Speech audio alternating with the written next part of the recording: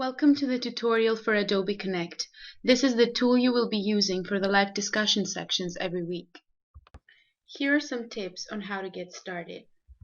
First, make sure that you have a good internet connection. During the discussion section, it is advisable that you connect via an Ethernet cable. Secondly, make sure that you download Firefox or Safari. These browsers are optimized for all tools and platforms you will find in this course, on both Mac and PC. And lastly, make sure that you go over the tech requirements for the course and run the Adobe Connect test. You may have to install the Adobe Connect add-in. You can easily find the Adobe Connect test in the course site. Go to Modules, then click on Prepare for Online Learning. Scroll down to number 2, click on Test Adobe Connect.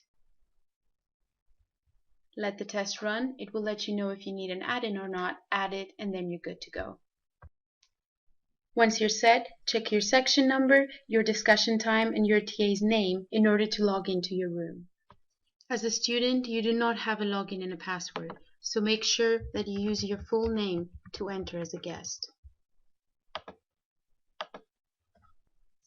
Each room will look different depending on how your TA will set it up, but here's an example.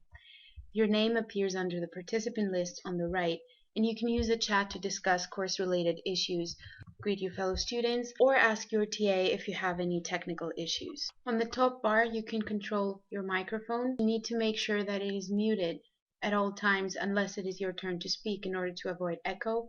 Your webcam, and this is a button where you can set your status, raise your hand if you have any questions. You can see that then the icon appears right next to your name and it sends a notification to the TA in order to know to answer your question.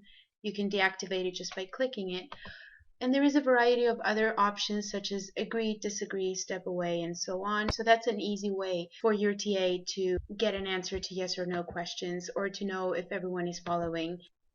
It is important that you attend the first discussion section in order to go over the classroom protocol with your TA, in order to have a chance to try these things out yourself. Once you're done and you want to log out, you simply click the X on the top of the screen and it signs you off automatically.